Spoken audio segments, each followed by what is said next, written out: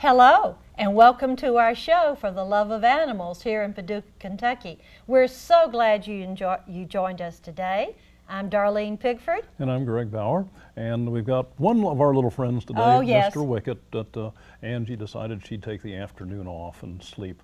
So, Sleep at home. Yeah, I want to tell our viewers about a couple of upcoming shows. Okay. One on cat behavior, and that may be more than one show. We're not sure yet on that. Oh, and yes. also one with the Paducah Dog Park. Oh, wow, how interesting. Well, and you said now, Darlene, we had something really neat today. We got something really batty for you today, Greg. That's I know. terrible.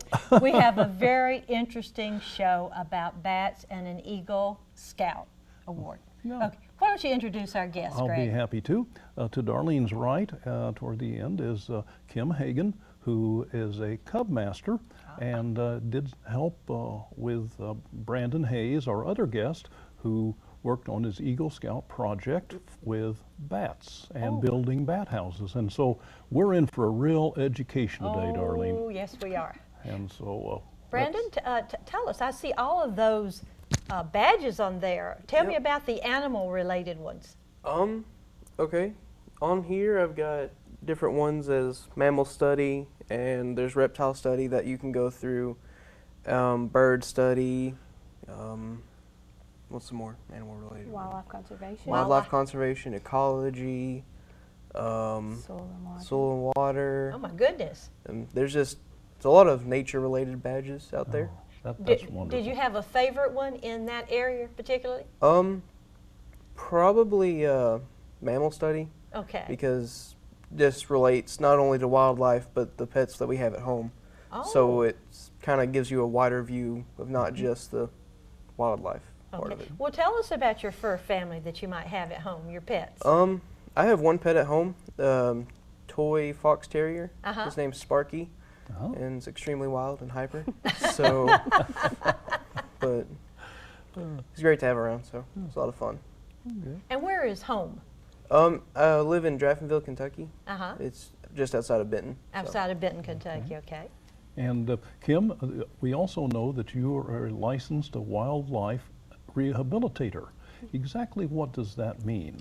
A licensed rehabilitator is, for the state of Kentucky, is someone who can rehabilitate mammals, reptiles, and amphibians.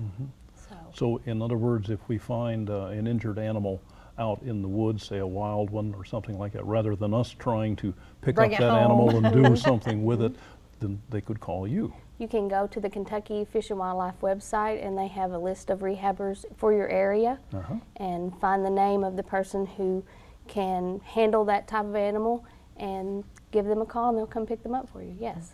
So you're a raccoon expert also. I've had a few moments with raccoons. Yes. Raccoons. Don't leave your pet food out at night, because you know what will happen, even when you live in the city like we do. They love the city. Oh, they do. Raccoons are city dwellers, so. Well, now, Brandon, let's zero in on your Eagle Scout project. Briefly, in a sentence, tell us what was the project that you did for your Eagle Scout Award? Okay. For the project, I did bat houses for Mike Miller Park in Benton. Okay. And the park is a local park that's funded through the Marshall County Parks Department. Oh, okay. And we did 10 bat houses, and we placed them on telephone poles that were donated to us. And then we built an 11th one for them to keep as an extra in case something happened to one of them. Okay. All right. Now, and why? Tell me why the bat houses were important to be put on these 10 telephone poles. The bats are flying animals, so the average height for the animals for them to nest in comfortably is 10 to 15 feet. Okay. So it was kind of a challenge to get them up there on trees. Oh, yeah. So we figured telephone poles, we can put them on the ground, lift them up, and Oh, it I gives see. them that aerial view that they're used to. Yeah, but why did you do the bat houses to start with, and what purpose did they serve? The main complaint that the parks has been getting, the park system, was mosquitoes, and bats feast on mosquitoes. Okay, all right. But also, I think bats also are just important to our ecology. Is that right? Yes. Okay, Very I was much so. reading that they spread seeds and pollinate flowers. So they would be very important in the plant and the crop cycle also. Okay. Well, so that was your Eagle Scout project. I'm very curious, who dug the holes for those telephone poles? The Parks Department did that for us. Okay. They have a tractor that they. I would think so, because that's a big task. Okay. All right. Show me a bat house before we continue here. All right. Well, this is the 11th one we built for the parks here. Okay. And as you can see here on the end, it's got the entrance down there. All right, so that's where the bats would Yes. go in, okay. Yeah. And that's actually the bottom there, and this face outward here. This will face out on the pole. And they Okay. just go up in here and cling onto the tar paper. Okay, That's and the okay. tar paper that you mean is on the inside? Yes. Okay, now tell me again, which side goes up against the telephone pole? It'll on s- the like other that. side? Yeah. Okay, Like that. I got you. Ugh. Now, how many bats can inhabit a house at one time? It just kind of depends on their size. Each species is different, and depending on the size and their actions towards each other, some species get along more than others, and it's all territorial in a way. So just depending on what bats are already in there and how accepting they are. So Okay. Okay, and could it be young and old bats, male and female? I Yeah. mean, like colonies or groups? I don't Yes. know how. Yes, what they you- live in colonies. They do live in colonies, okay, and that's where they have their young and everything? Well, now, the bats, what's the approximate size of a bat? I know it's kind of hard to tell, but say in a diameter or something Yeah. like that, because I think of bats as being a fairly large. I think of they're Animal. small, aren't they? Yes, they're Yes. very small. They'd be smaller than the wicked. oh yeah. Okay, but with their wings spread out, they would be, Their bodies can be from 3.5 to 5 inches long. Okay. So Okay. that would give them a wingspan of probably 8 to 12 inches, some of them. And that may be a little larger than average, because most of the bats in Kentucky are very small bats. okay, so you get a lot of them in that bat house, right? Okay. Okay, be That's a a be a condo. family reunion, eh? Okay. Okay. Well, gosh, the other thing that I was wondering is, obviously they eat mosquitoes and they're good for the environment. Bats have a bad rap. Yeah. Why do bats have a bad rap? For their shape or their what they look like, or just why? Bats get the bad rap they do because they're nocturnal creatures. They come out at night, and the bugs that they eat fly close to eye level, so you'll see them swoop down right in front of you, and you won't expect them. So they'll Okay. scare you. And then they've gotten a bad rap from like different movies and such, like Hollywood. They kind of demented their view of things. So, but they're really not that bad of creatures. They try to stay away from humans as much as possible. Anything bigger than them, they try to stay away from. And they're strictly nocturnal creatures, aren't they? Yes. Okay, Okay. so you they're don't going to see be them- sleeping during the day Yes. in something like that. As you mentioned, Hollywood, with all due respect to Batman. Yeah. Well, I'll tell you, we're just getting things Yes, we're started getting here a little started. bit, and but we'd like to take a short break right now to listen to a happy tale about Lucy, a wonderful little cat, and her owner, Josh, and Josh Randall's. Josh Randalls. And so give a listen, and we'll be right back. This is a happy tale about Josh and Lucy. Josh went to the McCracken County Animal Shelter in search of a kitten. There were so many to choose from. He pulled the kitten out and was holding it when he glanced over and saw a gray cat in one of the crates. He asked the office manager, "How long has that cat been living in a crate?" The manager replied, "About 6 months." Josh put the kitten away and told her, "That's the cat I want. No cat deserves to live in a crate for that long." He immediately adopted Lucy and said that she'll never live inside another crate again. When the shelter first got Lucy, she was kind of a mean cat. She must have reacted that way because she was so scared. Lucy is now spoiled rotten, has the run of the house and all the food she can eat. She also has lots and lots of toys. But her favorite thing is all the cuddle time that she gets from Josh. Welcome back. We hope you enjoyed that little tale about Lucy, and talk about a heartwarming Oh, story. yes. That is just exactly what it is. The first thing we do before we return to Well- our discussion is we'd like to remind our viewers that you can also see our show on the web at www.paducah2.org/video clips, all one word, no space, /animals. And most of the shows now are also out on YouTube. That's right. So you have plenty of ways that you can see us if you happen to miss the Channel 2 In our viewing of the area. shows in our area in Comcast. And I'd like to remind our viewers in our area to pick up Paws for a Clause. And on the front page of this issue happens to be a picture of Lucy. So yes. Lucy's getting quite the publicity, and I can understand, going from a box to a wonderful home. I imagine she's a joyous cat, and we're so glad that Josh is taking good care of her. Yes. And now, Brandon, let's take a closer examination of the bat house. What kind of material do you use to construct it? And it's a very large house. Yes. And so, what are some of the particulars that you had to be aware of in building a bat house, as opposed, say, to building a normal bird house as we think of them? Each of these boards on the inside here, they've got to be spaced with room for the bats to climb up in there. Okay. And then this is made of cedar, so it won't have to worry about any erosion or corrosion or any of that sort of environmental factor. But you had to be aware of not only where you were screwing these, but with the bats, they're really touchy on holes and stuff. So we Okay. had to go through and get all the seams caulked up with outdoor caulk and all the screws and such, because they're so touchy with the light. So Okay, so you had to make sure there was no leak of any kind Yes. that would let light in. yes. Tell us a little more about the interior of it and what it's made of. The interior is the same cedar planks on the inside, Okay. but it's got a 1-inch spacing between each plank. And with the plank, there's tar paper on the inside that's Okay. just nailed to each plank on each side. And they'll go up in there and cling onto that there. So Okay, now on the interior, are we talking, does it just have the 4 sides, or is it divided on the inside, on the interior? it's divided with different planks. There's Oh, okay. there's 4 sections inside each one. And there's tar paper on each side of those planks? Yes. Oh, So they my- can crawl up in between each plank here. oh, that is a small animal. Yes. Okay, now how do they cling to it? They've got claws on their bottom of their feet, or claws, and their other arms or wings. So they'll crawl in, they'll fly in and grab on with their claws, and they'll climb up higher into it as far as they can get, and then they'll hang there, Okay. upside down, preferably. And it's the tar paper and their claws that keeps them Yes. hanging upside down.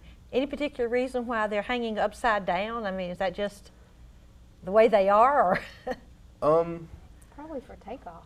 I would assume they so, have because to- they can just drop right down and go with it. Oh, okay. I mean, like they see it in the movies, you drop down. Okay. Well, it's similar to some of the other animals, like a sloth, or that will hang from a tree upside down, wrapped around it, so they can get to the ground quickly. What do bats? They eat insects. Anything else? They tend to eat mainly just mosquitoes, but they'll And eat almost anything else. Up to 3 times their body weight, I think it is, a night, depending on how far they have to fly. Ooh. All right, and where do they get water? Or do they? I assume they need water. Just wherever. Most bugs hover around a central port where there's either people that's or right, water. our water. So while they're there, they can pick it up. All right, so we'd have a lot of mosquitoes around our lake area, wouldn't we? Yes. And so this is important around here. And look, back to your bat house. How much time and money does it take to produce a good, functional bat house? The whole project altogether, we had separate days to build them. We had 1 day to build them and 1 day to put them on poles. And we had about 200 hours of labor combined from each individual person. But it'll take you 45 minutes to put one together, maybe. If you know what you're doing. Yes. And you can call the wildlife department will send you plans, and they sent me this for different bat houses and bird houses. And what's the stuff. name of that they sent you? Woodworking for wildlife, homes for birds and wildlife. Okay, so- which leads to the question. Tell us about how you got the information in addition to this, to gather all this information about bats, and how are you going to do this project? I originally started talking to the Marshall County Wildlife Department Uh-huh. there in Benton, and they put me in contact with a conservation officer in their unit, and he wasn't trained with the bats. Right. He was more of a fish and wildlife Uh-huh. conservation officer. So he put me in contact with a bat biologist in Frankfurt. Oh my goodness, I their didn't know head there was office. such a thing. I didn't either till I found out about him. So, but he walked me through all the steps and sent me this packet of information on bats, and said this is everything you basically need to know for your bat house project. If you have any questions, give me a call. So, Right. What was the gentleman's name? Or do you remember? I Okay, well, anyway, we'll give credit to the Yeah. to the bat biologist. Well, one of the things I wonder also now is, now that you've built the bat house, what kind of maintenance is required on it to keep it functional? almost none. Just someone to check them every now and then after big storms and such, since they're high in the air, to make sure none of them have fallen down or anything like that. That's about the only maintenance. And since it's cedar wood, it's not likely to disintegrate in the weather. Yes. And that sort of thing. Okay. Does it have a protective coating, paint, or is it just plain? It's just the cedar. Just the plain cedar. Yeah, Okay. you'd want that, I think. And if I were in an area, let's say, how many bat houses would I put in a particular area? In other words, how many bat houses would be too much?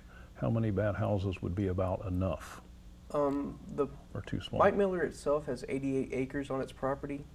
Now that's the park. Yes, that's the Okay, park, Mike Miller okay. Park. And I put 10 bat houses in there and spaced them out, Okay. but that was on the max side of the number. So they said about one for every 8 to 10 acres, just depending. Oh, So- okay. And does the area that you put them have to be wooded? Now, obviously you put them on telephone poles, but is it better to have a lot of trees around it or an open space, or does it matter?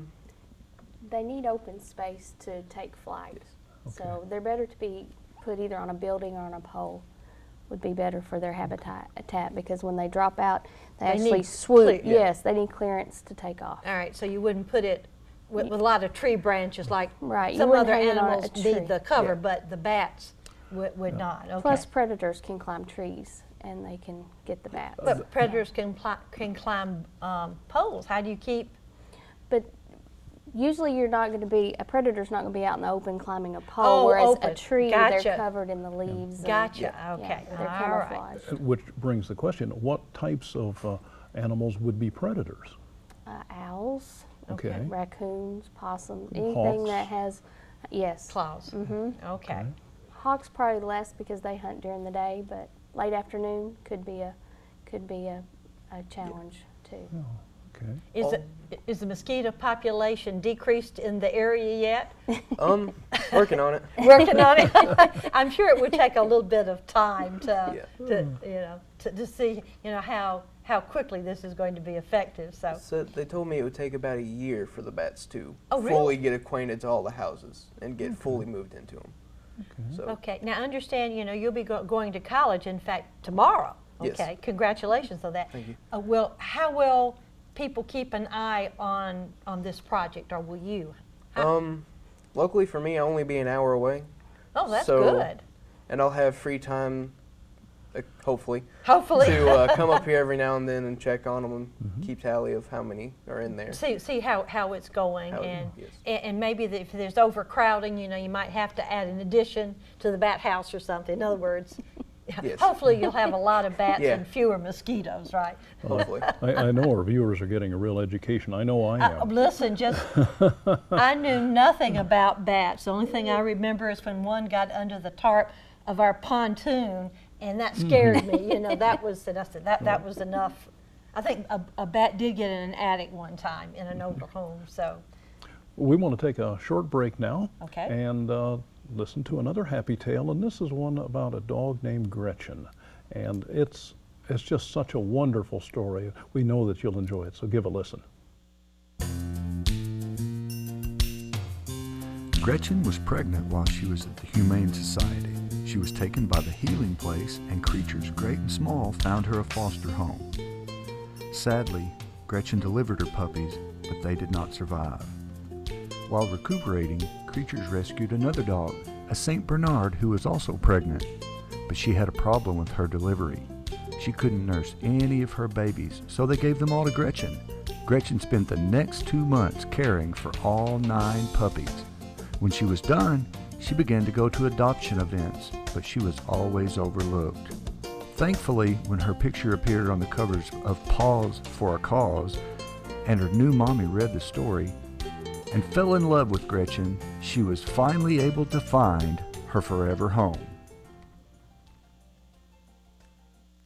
Welcome back. We hope that you really enjoyed that little story about Gretchen, and just what it shows what different kinds of animals can do to yes. help each other, and it's just a wonderful story.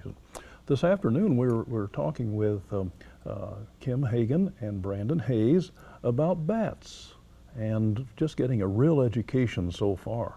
Yes, and it's this bat project of putting bat houses in one of the local parks in order to help with the bats eat the mosquitoes is an Eagle Scout project, which is in itself quite a feat, which Brandon has earned.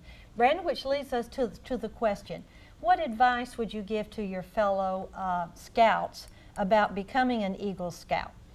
Don't give up and get distracted. There's opportunities out there. So to do a project, there's always people looking for some community service somewhere. So. Okay, how did you find this project? Originally I was going to do handicap swings for the park. Okay. I had been in contact with the parks manager at the time, and that's something they had been looking forward to. But that was something that with insurance and risk that we couldn't right. do. So we looked at our options and thought about it and brainstormed and came up with bats, since they feast on the mosquitoes, get the population down. Maybe people will start coming back to the park more often. So, do you see maybe a future Boy Scout doing something similar to what you're doing, or extending your project? In other words, building on the work that you have done? Yeah, I mean, bat houses are great, and you can put them just about anywhere as long as there's a space for them to take off. So they can find them and do that for a community service project almost anywhere, as long as the people are willing. So. Yeah. If you read in the paper here in Paducah about our riverfront project, the Indiana bat, which I understand is endangered, is in the trees, and they're going to have to take the trees down for the riverfront project. But then the bats have to have a home, so they are allocating money to take care of these endangered species. So knowledge of bat houses could be a very good thing to have. So, can you tell us, Kim, any more about the bat species in Kentucky and what their status is? We have about 6 bats that are main visitors to our state, and then we have probably another 7 different species that come through at different times. The Indiana bat is one of those. Okay. Overall in the United States, there are 6 bat populations that are on the extinct list, and there's another 20 species that are on the special watch list. Okay. Well, then the bats, do they migrate like the birds? Or do they must move around, because they actually hibernate, and okay. but we have scattered little colonies of different bats. Different throughout. bats.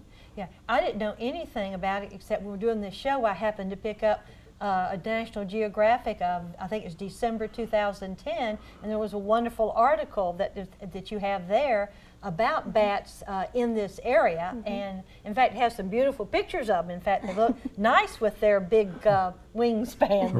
They're very impressive. It's a very impressive bird. Oh yes, it is. I guess it is a bird then. Is it? No, it's a mammal. It's a flying mammal. It's a flying mammal. Okay. Yes. Okay, we have to get our biology straight. Yeah, I know it. That was never my long shoot. And Brandon, as an Eagle Scout, who would you like to thank out there that helped you get to this project and complete this project in scouting? Just the different scout leaders I've had throughout the years. Kim's been there, of course. So, and then my youth leader at church. He's the one that got the telephone poles donated to us, and then the park. All right. So for letting us go in and do the project at the park. So. And what troop are you from? I'm in Troop 422. It's out of Sharp, Kentucky. So Out of Sharp, Kentucky. And Sharp, Kentucky is near what? For Reedland. Reedland. near Reedland. It's on the Marshall County border with McCracken. Okay, gotcha. All right. And if I wanted to get more information about scouting and bats, where would I go? There's a. You could Well, contact the Lincoln Heritage There we go. That's what it is now. Council. They're out of Louisville, but they are also our Scout Council. Okay. You can find them online. Just punch it into your searcher, and they should pop up. Okay, good, because Boy Scouts and hopefully Girl Scouts are all over, right? Yes. Well, I think this is a marvelous project. Yes. I know it will benefit our local area, and the knowledge that you have helped you gain your Eagle Scout Award, and we want to say publicly here on TV how proud we are of you for this accomplishment and for working hard and long hours to achieve it. And anything that we can do to help our ecology Oh, yeah. is very, very important, I think. And sometimes I think people kind of forget that about the environment around us, but the more we can do to foster the environment. the duration, or the, what's the word I want to use, to keep the environment going, I guess. To keep That's this very planet important. healthy. Yes, so I exactly. think, even though the name of our show is For the Love of Animals, it's also for the love of this land also. Well, absolutely. Well, because the animals inhabit That's the right, land. that's right. And they're a They very go important together, part of it, so. So I will kind of put bats in my, I like you and what you're doing, but you stay in your house and I'll stay in mine. But I think I'm a little more educated now, and I'll try not, if one comes my way, I'll try to stay out of its way. Maybe we should have some in our backyard to take care of mosquitoes. Hey, that is a thought. They can go with our neighborhood raccoon and possum, right? Exactly. And all the other critters Yes. that we have. Well, it's almost time to close Oh, here. I know. Time And, passes when you're having fun. Oh, absolutely. Kim, is there anything that you'd like to add for us this afternoon? In scouting or related? The number one reason that the bat population's in decline is because of the habitat. They need more habitat. So follow in Brandon's footsteps and buy you a bat house or build a bat house. Well, I'll tell you, we'd like to thank you, Kim and Brandon, Oh, so yes. much for taking time out of your busy schedules and sharing with us this afternoon a great deal of wonderful information about bats. I know I've learned an awful Oh, lot. I and have too. I have a lot more respect for bats than I Well, used yeah, to. right. And their Even- place in the ecology. Absolutely. So, well, Darlene, it's time to... It's that time again. I just Yes, can't believe, unfortunately. time just seems to pass so quickly on this show. So I'm Darlene. And I'm Greg, and wanting our viewers to remember what we tell you every time, give your pet a little extra love today And every day. See you next time. Put a bat house in your backyard. Bye.